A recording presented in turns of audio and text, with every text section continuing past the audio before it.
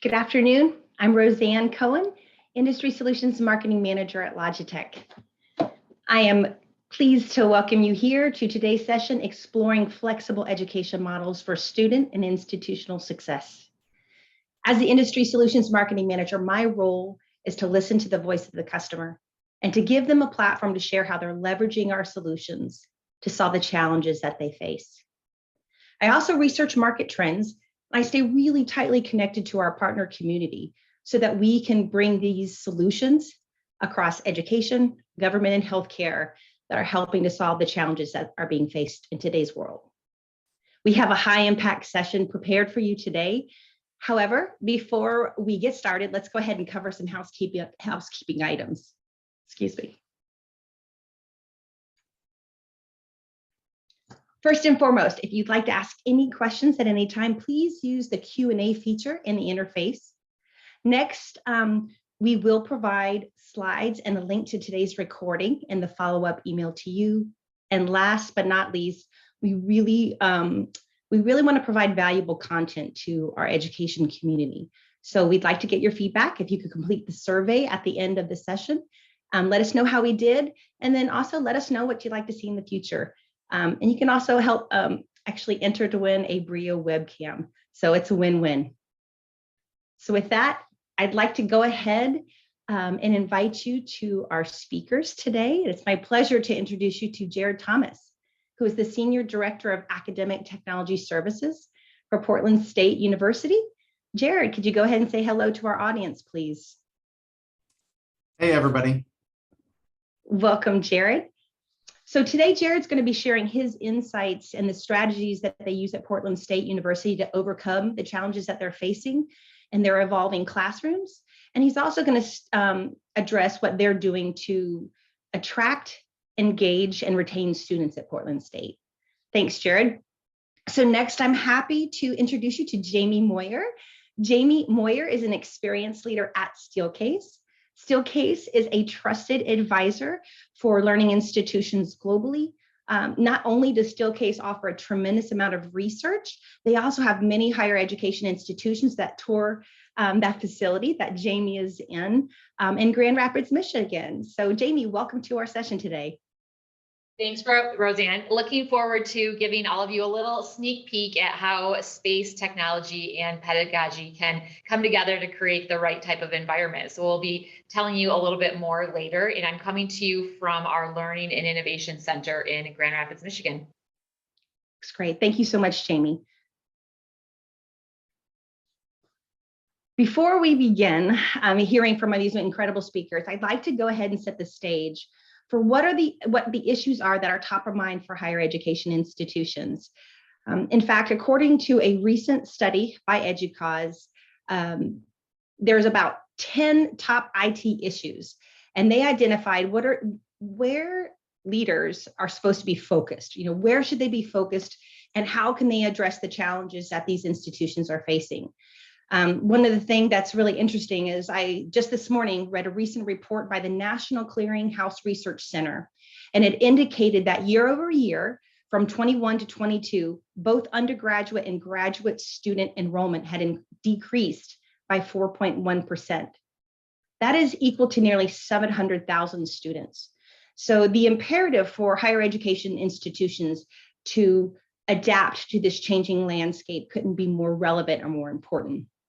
So in this survey, EDUCAUSE identified some things that institutions need to be doing to adapt and evolve to ensure that they are creating this higher education we deserve. That's what they're referring to, transformation, the higher education that we deserve. So first and foremost is creating a shared vision and strategy.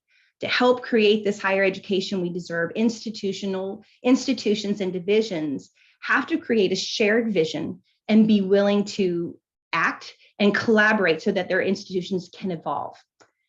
In addition, they were talking about evolution needs to happen or higher education institutions become extinct. Another topic covered under this shared vision and shared strategy was this shrinking world of higher education. Is enrollment shrinking? Is the opportunity shrinking, or is there new opportunity to be creating in this new digital world?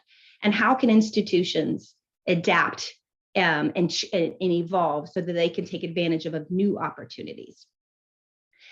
Next is similar to something that we're seeing across many industries, is this consumerization of needs. Students, people want to have access to information where they want to have it. And quite frankly, the higher education we deserve is that institutions are looking at students as their primary customer. Students now want to have choice. We've learned over the past 2 years that no longer are they limited to having to go to a brick and mortar institution. So to create this institution we deserve, students now need to be at the heart of how we're delivering education models. Some other key topics they found are that schools also need to create digital faculty, to create a digital a path forward for institutions. And then they're also looking at all the items that they covered. You know, what are the things that we could learn from COVID? How can we build a better future? And how can we go from where we had digital scarcity to digital abundance? All of this is going to take radical creativity between IT teams and educators and administrators and staff. And then last but not least, with all of the changes that are coming for higher education institutions, the higher education that we deserve needs to be able to operate efficiently. It needs to be able to manage risks that are coming its way to support continuity. And also these business models need to be sustainable. And well done. As you'll hear from Jared, technology can really help organizations thrive. They can help to reduce cost as well as scale beyond their size. So now that we've set the framework for what's possible, Jared, I'd like to introduce you to tell us a little bit more about Portland State University. Thanks, Roseanne. Portland State University is one of the largest universities in Oregon, and we focus on Oregonians first. Most of our students are from Oregon. We confer more degrees to more Oregonians than any other university in the state. And being downtown Portland, we're in the major metropolitan area. We're a pretty large institution, 23,000 students, and we're an urban research institution.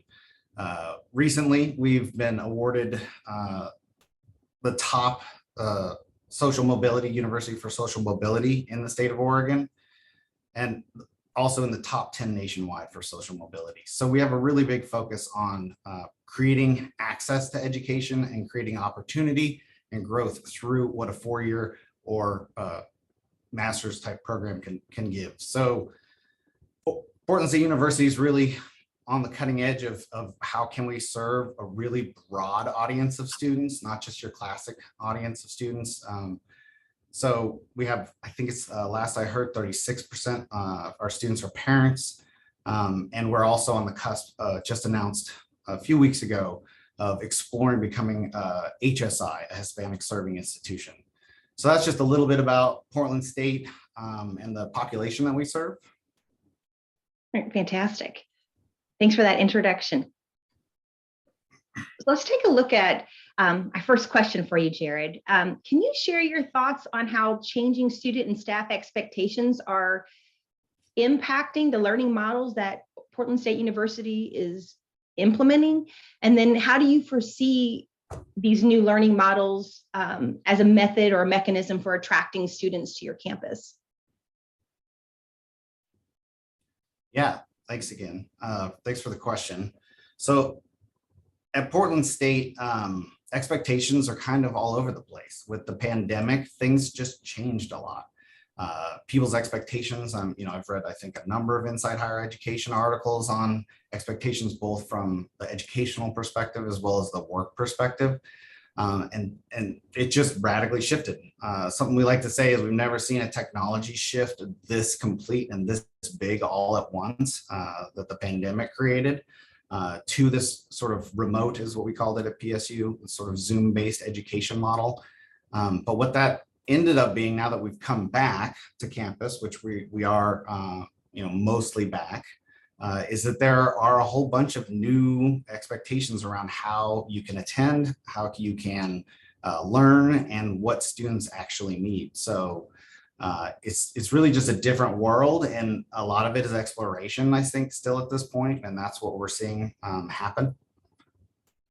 Yeah, well, this gives us the opportunity to kind of transition into Portland State's story, what you did over the pandemic. Can you share with our audience a little bit about what happened at Portland State during the pandemic, and how did you adapt your learning environments to that? Yeah, I'm assuming the audience has a lot of their own really interesting experiences, given the scope. Higher education really and K-12 had to flip on a dime. We had to completely change the way we were doing everything. And I've been doing this for well over 25 years, and I've never seen anything like this. So first, I think what we tried to do is we tried to imagine what would happen if we came back. So what we had initially actually designed for was a hybrid return. So everyone went to Zoom, and then for the fall of what would have been 2020, we over the summer deployed a set of classroom upgrades that would allow students and staff and faculty to come and join class in a hybrid fashion, because we knew that there was going to be people out and we knew that some people would be there. What ended up happening is there was, of course, a whole bunch of large surges, and we all had to deal with the uncertainty, and that gave us an opportunity to sort of tune the technology a little bit more. So we did have a lot of people on site during that period of time, even though we weren't teaching really any classes on site. And we ended up deploying a total of 141 classroom upgrades. So we have what we call our general pool rooms, which are rooms that anyone could schedule into from any department. And we try to keep them very homogeneous so that their experience is very similar. And so we put that technology in a ton of different places. Then we started thinking about our conference rooms, especially as we started coming back, and started working on creating more uniformity in that. Before the pandemic, we kind of had a little bit, we would kind of glue a webcam to a wall, maybe, we screw it in, that was a joke. But we really had these pretty bare bones sort of remote attendance kind of things. And the expectation just wasn't there that you would have a quality experience. It was that kind of thing where everybody would say things, even my CIO at the time, if you're in remote, you're not going to be the same level of participant. Like it's really important to be on campus if you want to be seen. Like it's kind of like being on a Polycom and on a phone conference. It's not always as robust of an experience. After a year and a half of the Zoom and everybody creating that new normal, the expectations are just completely different. The experiences are very similar. And I think if you look at what our students expect, especially the newer generations, being virtual or remote is the same thing as being in person. There's very little separation in their experience or thought of how they engage. Jared, Portland State did something really unique in that quick turnaround with your developing new models of learning. But you transformed your classrooms from really high-end production quality classrooms, and you took a simpler approach to that to offer synchronous learning. Can you talk a little bit more about what that transformation was like in the classroom? Yeah, absolutely. So right before the pandemic, that previous fall, we actually had rebuilt what we called our distance learning classrooms, which were a production studio style set of classrooms. We'd upgraded them and done a bunch of stuff with network transport and some cool stuff in that vein. But those classrooms were required a full production, assistant and somebody kind of in the back room making everything work. That was a bill back service. In order to actually do that work, we had some revenue folks that we had to bill for. And in the environment of reducing enrollments, as you discussed in the last segment, we really had no appetite on campus. So we built these pretty cool rooms. We had some foresight into that, and we did make them self-service capable, but they were pretty complicated. So what ended up happening is only a handful of people, mostly from the School of Engineering, would use those rooms pretty extensively. But most other schools were really just didn't have the appetite to try. So what we were trying to do when we went in this idea of like, let's scale this everywhere, a little bit in a panic, because we thought we would have to start conducting classes in 4 months, is we wanted it to be super easy. And that's where we chose the Logitech Tap. And we also didn't want to change the technology that was already in the room that all of the faculty already knew how to use. So we're able to create a situation where you turn the room on and you sort of operate it the way you already know. And the tap is just taking all of the room technology and whatever's on the projector goes out to your remote students. Tie in a microphone and keep it simple, and it works really well. Portland State, the other problem is we have declining enrollment, declining budgets. If you look at PSU, we're a pretty youthful institution. We just had our 75 year. I know that sounds kind of old, but for higher education, that's actually pretty young.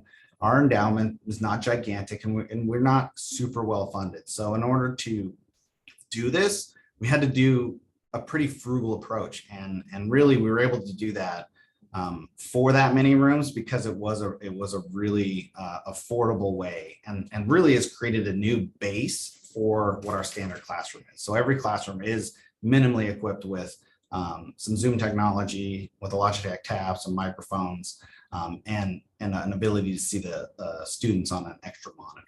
So it's pretty basic, but really jump some of the capabilities up quite a bit. And you've talked about different types or different stages of hybrid classrooms in the past. So what are the different types of classroom sizes and things that you have to accommodate to offer? Are there different, how does the curriculum differ by room size, or is there anything different we could share? Yeah, and I mean, we definitely have to have some customization depending on what the room looks like. In most cases, I'm sure the Steelcase folks are going to talk about how you design a room a little more specifically. But in our cases, what we wanted to do is really centralize the controls for folks so that it was really consistent. But we also do have a few other styles of rooms. So we have, again, those distance learning rooms. They have some pretty high capabilities, PGZ controllable camera locations. We also have these other rooms that we've been developing for a number of years in conjunction with our School of Business that we call global classrooms. The global classrooms are amazing. They have multi-camera angles. They can get the participants. They've got the students on a big screen TV, sometimes floating midfield, sometimes at the back of the room. They're fantastic rooms. They also are pretty complicated and require support that the School of Business provides directly in the department. And they're also quite expensive. So the scale of those on campus is really just a handful of rooms. And so what we found is that there's like kind of a mix of what level of capability people are looking for. And then one of the other things that we found by having a mix of different capabilities and having sort of a minimum viable product in every single room for recording and streaming and such, is that we actually have the ability to provide some accommodations for different student needs. Maybe a student's sick, maybe they're watching their parents, maybe they have a formal accommodation from the distance resource center, and they need to be able to have a captioned version of a recorded lecture or something like that. Pretty much any of our rooms can do that. That also maps to, you mentioned EDUCAUSE. We do an EDUCAUSE survey pretty much every year for the student survey and every other year for faculty.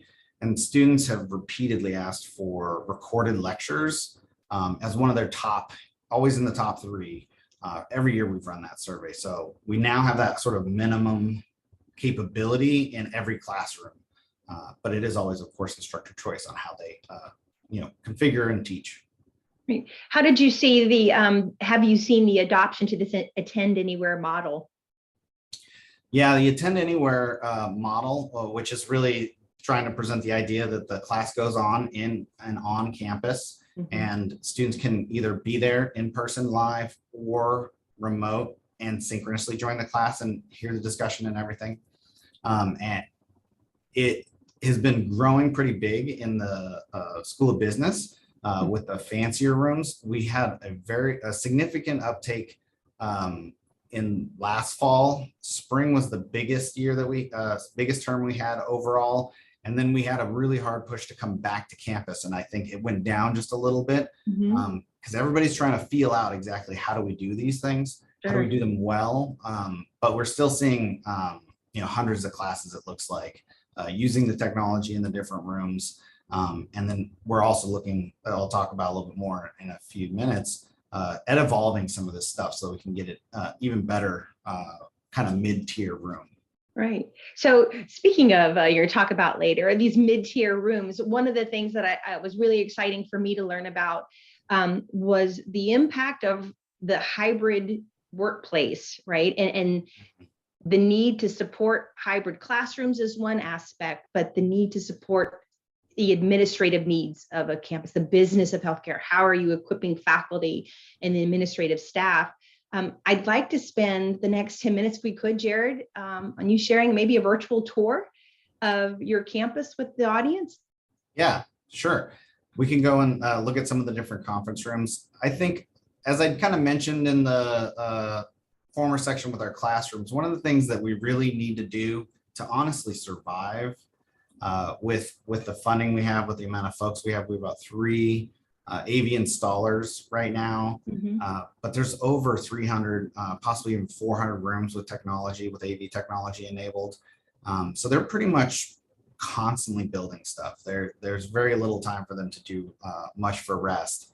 And then we have one full-time person kind of supporting all of those areas with a team of students. So we actually rely pretty heavily on our students for in-person support, sort of our run-to-room support, as well as help desk and computer repair.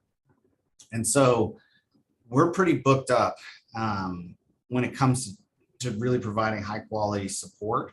And so one thing that we've found that we really can't do is have every single room be different. We need consistency in the experience so that the user base at Portland State has kind of the same idea, like, oh, I know how to use this, I've been here before.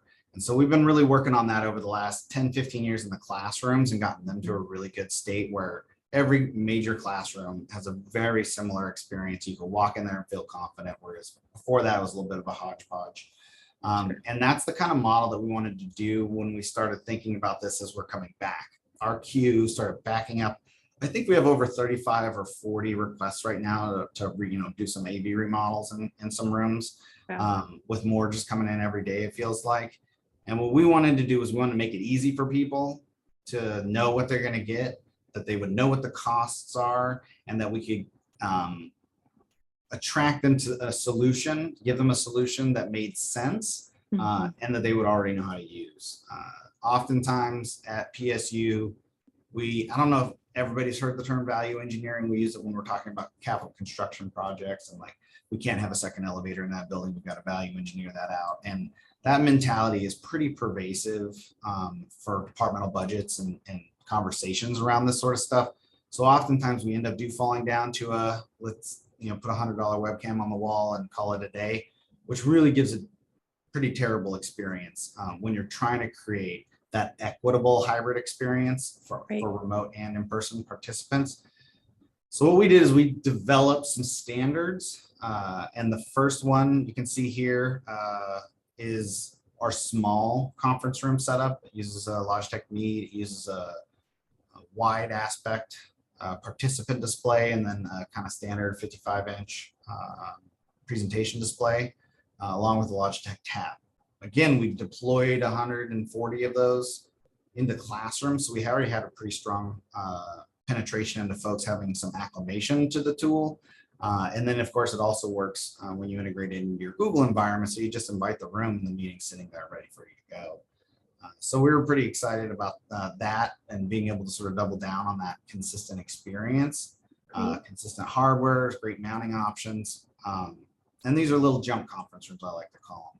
So we built a few of these demonstrations in our area. We actually, timing wise, it worked out really well. We were moving into a new building for the first time ever. IT was all in the same place. It was quite great. I was in a basement for 17 years, so I'm very happy to have a window. And because we moved, we had this great opportunity to sort of redo a lot of the technology and really rethink that. And it was exactly at the time we were building these standards. So we were able to build demonstration rooms.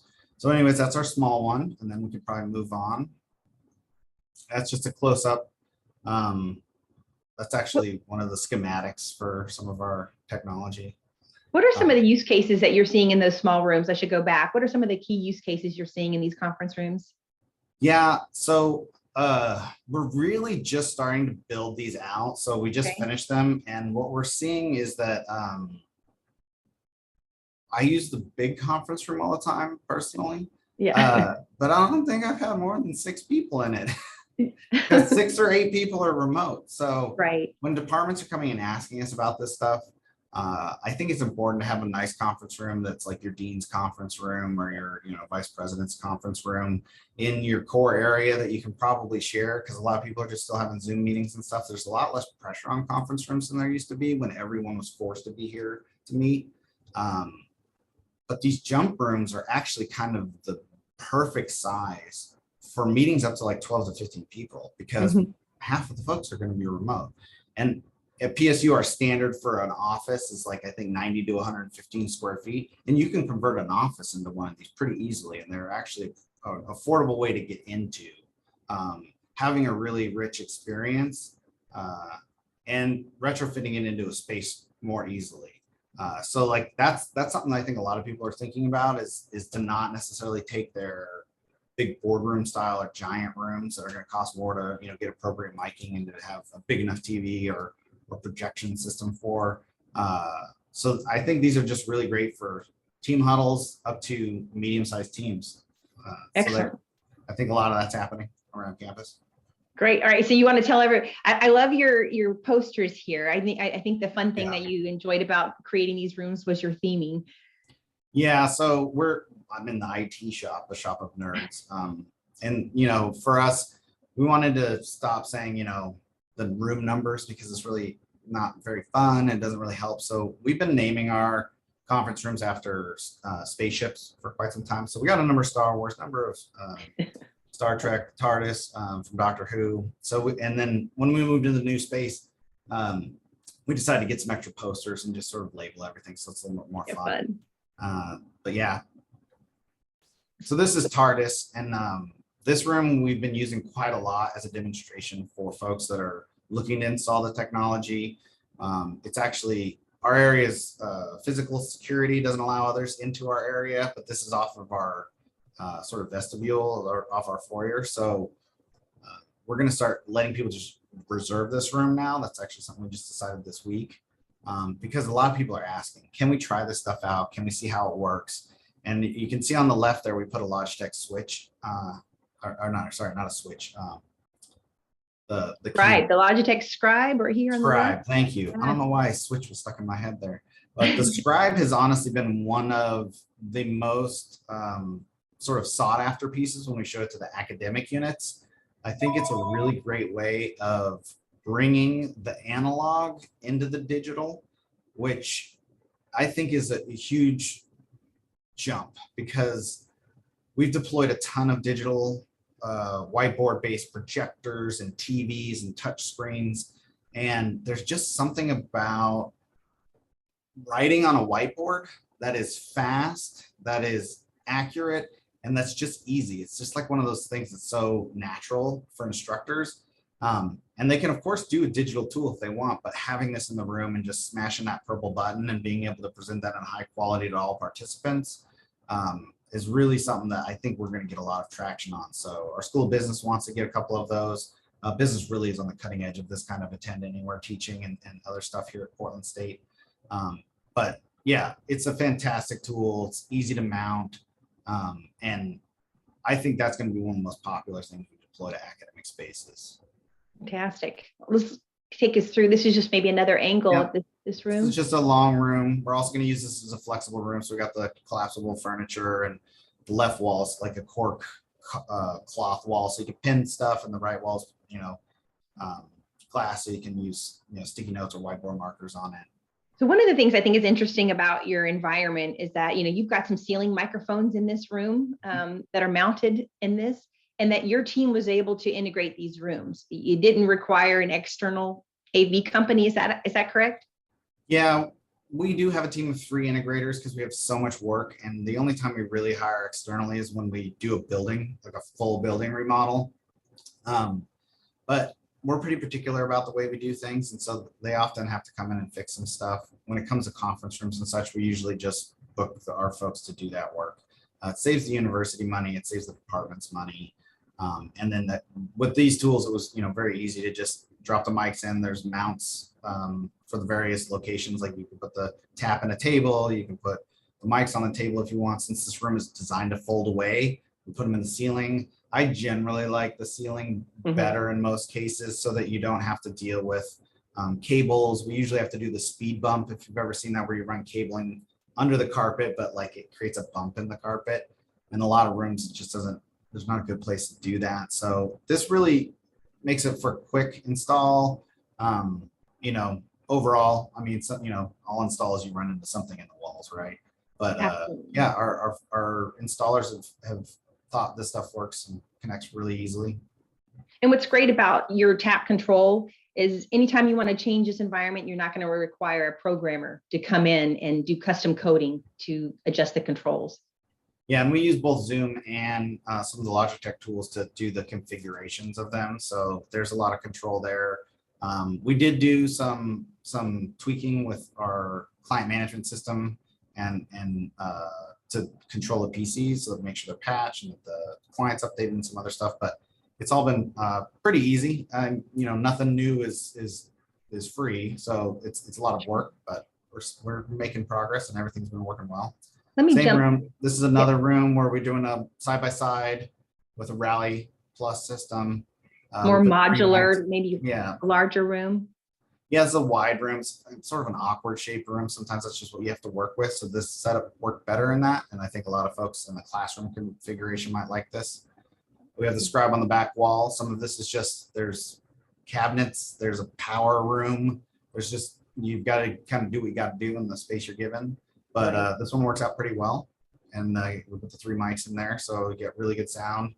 Folks have been really liking it. We actually did an all staff meeting recently and played a bunch of games. So half of our staff were offsite and we used all the rooms so that we could have everybody together. It was a lot of fun.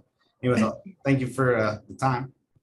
That's fantastic. Is there anything you want to share, you know, kind of in closing on that room tour from your team? I mean, just that we enjoyed being able to have a solution that we can offer folks. We can show it to them, and then by kind of packaging it up, it's just been a lot easier to say, here's a good configuration and here's add-ons you can give to it, and just keeping it, you know, as simple as possible. Absolutely. Love that. Thank you, Jared, for sharing that. It's an incredible tour, and I love the approach. With that, I would like to introduce Jamie. Jamie, thanks. I'm going to go ahead and stop sharing so I can give you the full attention. But Jamie, if you could, speaking of classroom integration and bringing together this whole world of blended, synchronous, asynchronous, you have institutions visiting your Grand Rapids location. I think your doors have been opening and closing left and right. Can you share some of the knowledge about research that you have from Steelcase, as well as what you're hearing from institutions as they're walking through your facilities?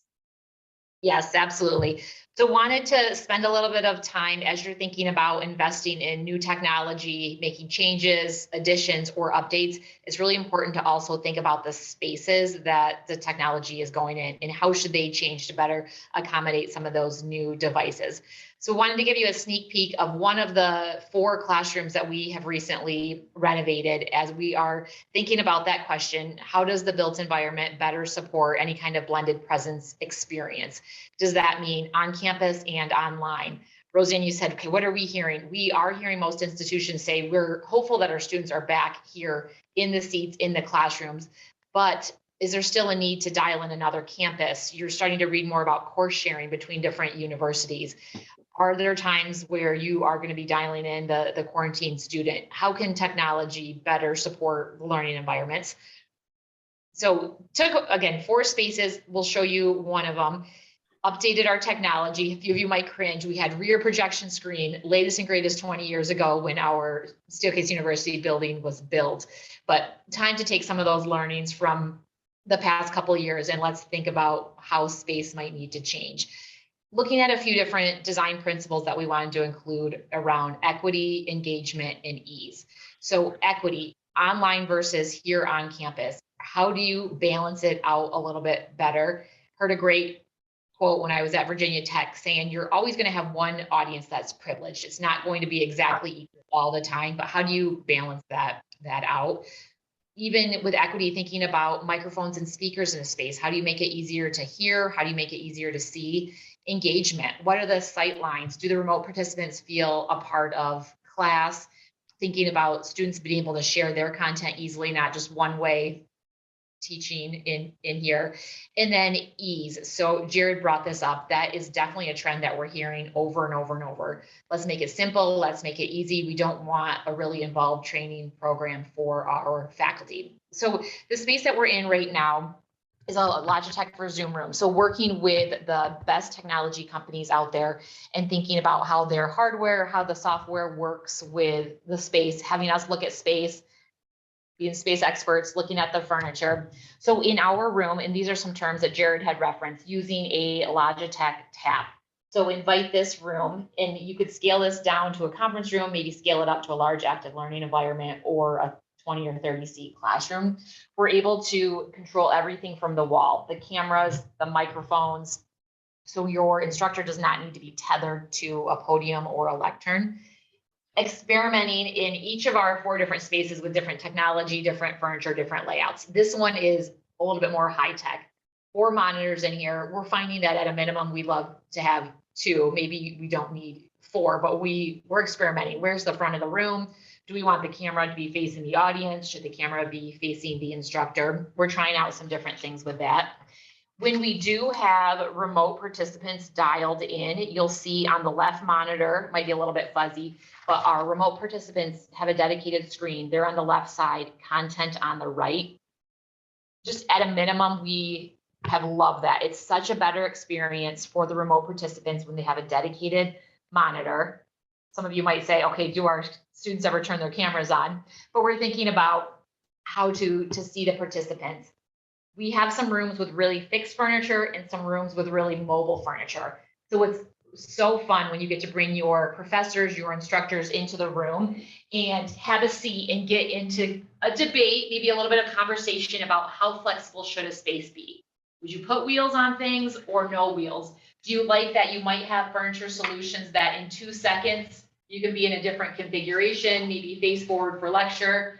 Or do you have some faculty, again, that are saying, I'll take the room with the chalkboard. I don't need any of the new technology. So again, just different conversations that we're having in the spaces. This is the only room where we have given acoustics a little bit of extra attention. So over my shoulder, where you can see the colored striation on the wall, that is a Steelcase product. It's an acoustic tile, and that has completely surprised us. You're typically used to doing extra acoustic treatment in some of your auditorium spaces, not always the 10-person conference room, the 20 or 40 seat classroom. But with that extra layer in here, even though we have carpet and great ceiling tiles, our remote participants have said this room gives them the best auditory experience out of any of the rooms we're experimenting with. So would love for you just to think about your own spaces, technology upgrades, how much flexibility do you have in the space? What are you doing with acoustics? So that's been something that's been really interesting. West Michigan, we might have a little bit more open real estate than if some of you are in urban campuses, but we're getting into dialogues about what is happening on the walls, depending on where you might have windows. Do you have 3 or 4 walls that are technology? Is it marker boards, chalkboards, things that are fixed, things that are flexible? So it'd be a great thing to consider. And then even thinking about with the Logitech wall tab, makes it a little bit easier to control things from the wall. It lets our instructor station be more mobile, depending on whether or not you might have a document camera or other things that your instructors can move around the room. Let's think about where we wanted to teach from. So we're experimenting with that as well. What's the front of the room? And then love to ask schools, how are you sharing any kind of written content? How are you pushing professors' written information to remote participants? Or if you're in a staff meeting and some of you are working elsewhere besides that conference room and someone goes to the whiteboard to brainstorm, how do you stay engaged? How do you see the content? So we're hearing some different things from schools. We're using Wacom tablets, maybe interactive whiteboards, learning glass, if we have anyone from San Diego State on the call, but experimenting with a few things in here. And Jared had showed this in some of his spaces where we are experimenting with the Logitech Scribe camera. So the little shadow up over my arm. So if an instructor would like to go to the board, I've heard some schools say, oh, we would love this for math tutoring, that maybe some of our tutors are in person, maybe we're dialing in students that are elsewhere. we can change the camera output. So input, output. So we're not joined into this room right now, but I could, if I had you joined into this Zoom meeting, change the view. Instead of looking at me in the room, we would push this view right to your screen. So then anything that you're writing on the whiteboard is going to be sent to the remote participant, and you're seeing that content. So one-way content sharing, but we're just thinking about how often we're in a meeting and you're brainstorming and the remote participants, you're trying to balance your laptop. Oh, can you see what we're doing here, and how to share some of that information. So playing around with a few different things in this space. But again, would love you to think about how much flexibility you need, what's happening on the walls, what's analog versus what's digital. And then again, think about the importance of acoustics in the space. So sharing some things with that type of space. So that was a really quick sneak peek into some of the things that we are experimenting with. I will add a note into chat if you are interested in seeing the whole tour, see all 4 spaces. You can shoot a note to education@steelcase.com, and I'll add that in the chat, and happy to continue the conversation. We do love when you can get all your groups together that have an investment in classrooms. We know they typically report to different leaders, maybe have different priorities, different budgets, but when you can have the pedagogy space and technology folks all together at the table, we've been having some really great dialogues with our education clients from around the world. And again, people are hopeful our students could be here seated in class, but also just from the business aspect, hearing different things from universities. Hey, if an international student wants to go here, but is maybe not able to travel, would we turn away that tuition dollars? Are there other things that we should be thinking about on how to roll enrollment with some of these blended solutions as well? So Roseanne, I'll turn it back over to you, but just wanted to give everyone a sneak peek and get them going back into their own conference rooms and classrooms and starting to look at space and think about how space better supports technology. Thank you, Jamie. Thank you so much. We are seeing some great questions come in through the chat, and we're going to try and get to those at the end. Before we move on to lessons from Logitech, I would really like to have Jared just answer this question for those with us. You know, what's next for the future classroom? Jared, do you have any thoughts on what's next for Portland State University? Yeah, so what we're working on next is really trying to find that mid-tier classroom. So our global classrooms are complicated. They require a lot more support, sort of direct support, and most folks can't afford them. People are asking us to build these new rooms all the time. And so what we're trying to figure out is what is the kind of middle. So next year, we're actually going to be running a pilot project for an attend anywhere classroom. We may come up with a different name by the time we're done with that, but that's the terminology we've been using. And what we're hoping to do is sort of kind of find a price in the middle between a global classroom and our standard classrooms that will include full room miking. It'll include remote, students can see the remote students. That was the thing we've been asked for a whole bunch. Right now, they're up at the podium so the instructor can see them. We're very instructor focused with our mass deployment. And then to tweak the system so that it's as easy to use as possible. So we're going to build 4 rooms in different ways next year, and then we're going to bring faculty in and let them play with it. So we're going to do kind of a ABCD testing of these different rooms, and then actually kind of round robin people through them is the rough idea. We're still designing our engagement process for that, but we're going to get feedback from students and faculty, see what works, see what doesn't work, and then also build some really rich support materials, which we haven't had time to do during the pandemic. We want to be able to bring people up to speed, get them videos, and get them support materials so that they can prepare themselves before the term starts. They can come in and try the technology before the term starts, get comfortable, and then get into some of those deeper questions about the pedagogy, which a few folks are asking about in the chat, which we partner with our Office of Academic Innovation on. So they're going to give us one of their support people and likely one of their instructional designers, and we'll be thinking about, okay, what shouldn't you do when you're in one of these settings? What should you do? How do you get that engagement up? How do you keep the quality of teaching up? Because I'm sure a lot of you have that question. A lot of our instructors have that question. But the thing we like to say is, like, what happens if folks can't come? What happens if we don't provide this flexibility. The students that we serve oftentimes are super busy, they're working, and if they miss 2 classes, they're out of luck. If we can provide a recording, if we can provide a synchronous opportunity for them to get to that class, so they don't have to drive for an hour and a half and pay $15 for parking, they actually stay a student. We make it possible. So what's the balance and how do we do that? How to do it well? Fantastic. Thank you very much for sharing that. I have some lessons from Logi because Logitech also hears a lot from schools and institutions. So I'm going to maybe go a little bit quicker because I wanted to make sure we covered all this great feedback you gave us, Jared, but I just want to cover a couple things. 7 lessons that I've taken away from all of our interactions with institutions and the schools that we're speaking with. Number 1, Jared, it's kicking off from what you just mentioned, listening and observing. We are listening and hearing schools do things with technology that we might not have intended it to do. For instance, we came across a video on YouTube that Hamilton College put together. And what they did, instead of putting a webcam at the instructor station, they wanted to address having a nice wide field of view and the ability to put a video system on an articulating mount to quickly turn it around.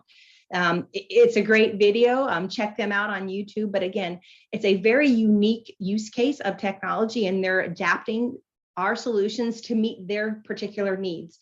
But listening to the way the instructors want to use technology in the classroom is how this solution came about. And it sounds like you, obviously in partnership with your academic team, Jared, are doing the same thing.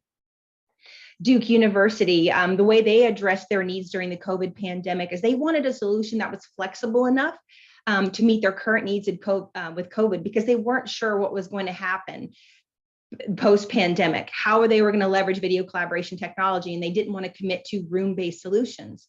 So what they did is they invested in 50 mobile carts, and they took our modular room systems, Jared, that you installed in those conference rooms, and they put that modular system, our Rally Plus system, on a cart. And they said, let's just put it here until we know what the future is going to be. And then if we want to repurpose or use this technology in a conference room in another place, we can do that. So that is a great solution if your institution is saying, hey, we're not quite sure what the long term is going to look like, but we know we want to start trying out video collaboration solutions, is taking this modular solution and putting it on a cart and then planning for future use cases. You might also have the need to have video today, but you might have buildings that are being constructed as we speak. So it's a great approach that Duke University used, and it's a good way to protect your investment. Next, Radford University, they have a wide variety of different environments. They have personal collaboration spaces or teaching studios that they want to equip with webcams and maybe just headsets. They have that same mobile need that you heard from Duke. And then they also have the need to integrate custom room solutions. So they are using our full portfolio of suites, but what they want to do is be able to address the needs of these different sized classrooms and the needs of each of these different spaces. So there's a lot of that we can learn from Radford. They also are very interested in integrating the scribe. They're getting a lot of interest to support that natural teaching environment. And that's, what Jared mentioned. I couldn't say it better, but the educators, staff, administrative users want to be able to support that same natural meeting experience that you expect in person into this digital world or this hybrid world. And so that's what Radford's doing.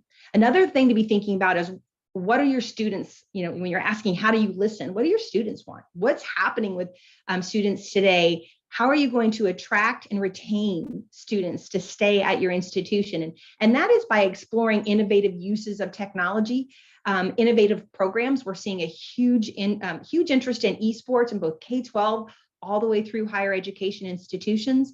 So Logitech has an entire team devoted to esports that you can work with or consult with. But if this is a program that you're interested in, let us know. But again, this is a great way to listen to what your students are doing, to listen to what other interest areas or programs that you can support on campus to attract students. Jared said it again, our lesson 2, simplifying the user experience. This is that bird's eye view of what a conference room might look like and where Logitech can help equip those spaces and simplify. I don't have it on this slide. I have it in another place. I see a lot of questions in here about not wanting to invest in a single platform and making sure that you have the ability to support a wide variety of users. Microsoft Teams, Zoom Rooms, Google Meet, it could be Pexip, whatever UC platform. Logitech does have a solution. It's called Logitech Switch. It's a little bit further down. I didn't include it on this slide, but you can see all of the components that can come together to simplify those user experiences. The TAP scheduler is a great way to support wayfinding and helping know whether or not a room is available. We have obviously support services that you can invest in as well, depending what your needs of your institution are. You might want to invest in a 3-year or a 5-year warranty, or you may need a higher level of support because your school might not have the same level of support that or AV capabilities that Jared might have. So lots of support options and ways to equip those rooms. There was a question in the chat about how do we scale? What are the different rooms look like? And we can get you some information on how you go from small, medium, and large rooms. Logitech has a number of room configuration options, but what you can see here is regardless of your room configuration, Logitech Tap is what gives you that streamline or that single user experience that drives adoption, that helps to eliminate those help desk calls, especially when you're resource constrained. By having that user experience be simple and not have to take on those help desk calls, your staff can focus on what's important. That's the meeting at hand, that's the curriculum at hand, and the students ensuring that they're getting the most successful outcome. So having that standardized user experience is key. Next is that supporting user choice. So this is what I was talking about, that switch cable. So if you are investing in a Teams room environment or even a Zoom rooms environment, Logitech does have a switch cable that allows you to basically take any laptop into a room and allow it to take over the AV components. That's a really unique offering to Logitech. But again, we understand that not any environments are the same, right? You go from room to room or you go from campus to campus and you have a lot of diverse needs and a lot of diverse users, and Logitech Switch allows you to accommodate those diverse needs. And I want to make sure I'm watching the time here. Another thing, a couple of things you want to think about when you're investing in technology, or what are your environments like? Do you have a dark room environment? Do you want to have any type of tracking capabilities? Do you want to automatically frame those participants in the rooms? What are the needs of those particular rooms? And what are the sound or the acoustical needs of those environments? We do have some built-in capabilities with our solutions that you can learn more about with our account management teams. But again, these are just some things to be thinking about as you're looking at equipping these different spaces. Moving on, streamlining management. Jared does have a team that manages 150 rooms. So how do you manage these large scale deployments? Logitech does have a solution for that, and it's called Logitech Sync.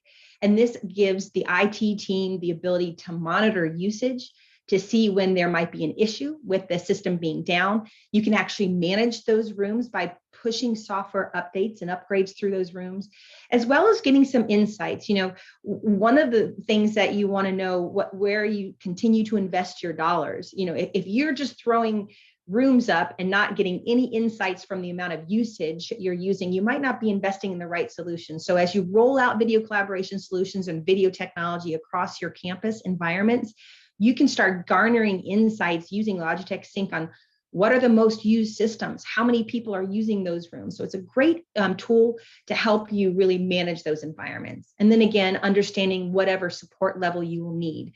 Do you want to make sure that your maintenance contracts are in line with your refresh schedules? We do have 2-year included with our technology. You can add on that 1 year if you want that 3-year, or if you require like a 5-year maintenance contracts, we have that.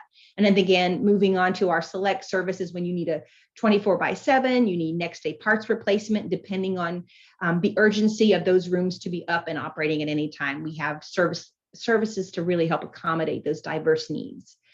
Next, proof of concepts. I was just at a conference a couple weeks ago, and someone raised their hand. They said, how can we simplify proof of concepts? Well, Logitech does have an account team.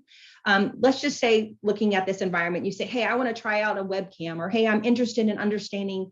You see number 1 there, it's our all-in-one Logidoc. How can I bring all these components to simplify teaching studios? Logitech does have a number of tools that you can try out, work with your account, especially if you're doing large scale deployments, work with your account teams to identify, 1, the right solutions, and what should be included in your proof of concept, and how you can bring these components together to meet those needs. One of the things we are seeing is that, all of these components that you see on this slide, from the one with the Logitech, our keyboards and our mice, number 3, you can see there, those are our earbuds. These are all of these different new components that can be brought together to outfit these teaching studios or these personal workspaces and administrative needs. So again, work with your account manager to identify those right needs. Scribe is a huge piece of that. Scribe is very popular both in a conference room, in a classroom, as well as in those teaching studios in those remote environments. And we are seeing that these teaching studios being a great way to address teacher shortages. So if you're having a challenge getting staff to come back to campus, or they're looking for flexible work arrangements, giving this fully equipped teaching studio with the Scribe allows them to stand up, move around, and create that natural teaching experience that you'd like to have. Number 5 is building communities. As you're thinking about how you can leverage technology to serve the needs of your students, how you can actually expand and kind of develop programs, build communities, reach out to your high schools. What are some ways that you can offer courses to those high schools that they can do dual enrollment? There may be businesses within your community that you can do outreach to, so that you can have them come in as speakers into your classrooms to enhance the curriculum being offered by your school. One of the things that you can see from this is, Logitech, it doesn't matter what UC platform, what video platform you choose. We can interoperate with all of them that are being offered today. We are standards-based USB plug and play, but the most important thing, regardless of whether you're setting up hybrid classrooms or clinics to support the mental health needs of your students, there are a wide variety of use cases to create a truly empowered community that is connected to your institution.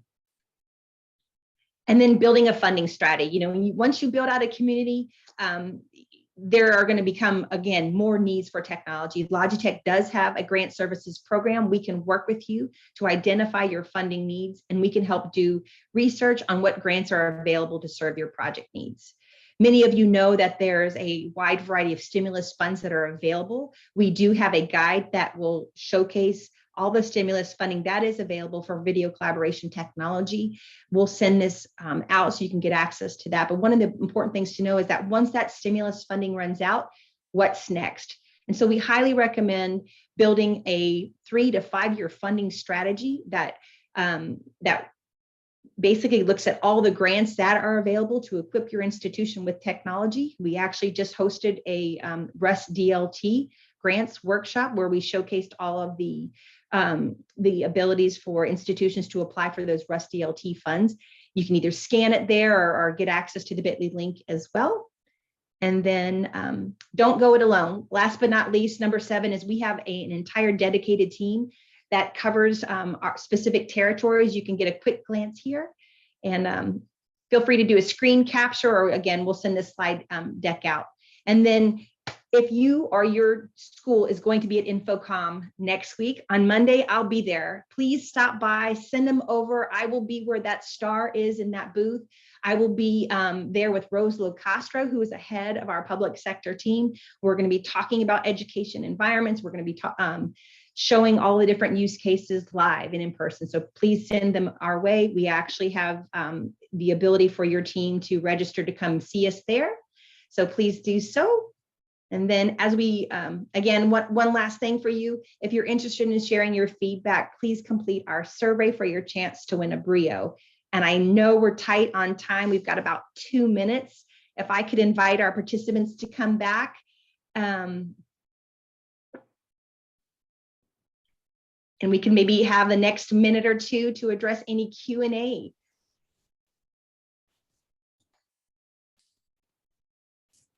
Okay, let's see here. Let me go through. Answering a handful of them just in chat because there's so many of them.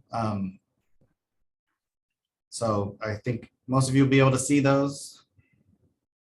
Fantastic. Let's see here. Oh, okay, this is a really big question. We have on-campus students and off-campus instructors. Are there any technology suggestions for helping to keep students engaged?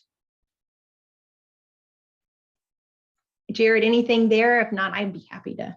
Yeah, I mean, I think it really is kind of a shift in some of the pedagogy and some of the techniques that you use, but there's some pretty creative ways of doing that stuff. I'm not the pedagogy side of the house, so maybe Roseanne or others can, but there definitely are techniques and tools. Absolutely. I would recommend, if you're looking to keep students engaged, give them a role in the classroom. There are a lot of opportunities and devices that if you've got either one-to-one devices like iPads, if you have, I'm not sure, again, it depends on what devices you have in place, but give them a role in the curriculum, in the classroom to either present, leverage that blended learning model, right? Let them watch some of those classes that they're just kind of taking in information individually. And when they come back into the classroom, let them be collaborative, let them talk and share amongst themselves or within teams. I know, Jamie, at Steelcase, you have an entire room that's built for those collaborative sessions. So that would be my recommendation. Yep. Or we're seeing a little bit of a shift with the Centers for Teaching and Learning, like new curriculums. Is it micro-credentialing? What else do you offer? The e-technology groups have been coming to help some of those on-campus instructors as well. Absolutely. And I'm going through these questions here. Yeah, if you have a link to the survey, that'd be great to add to chat. Absolutely. I will add the link to the survey to that. I think we are at time now, so I'm going to be respectful with our host Inside Higher Education. So thank you so much for doing this. What we will do is we will capture all the questions and reach out to you to answer and get you some information as follow-up. I'd like to thank Jared, Thomas, and Jamie sincerely for joining us and sharing your expertise and your lessons that you've learned. Thank you. Yeah, thanks everyone for having us. Thank you, Inside Higher Ed.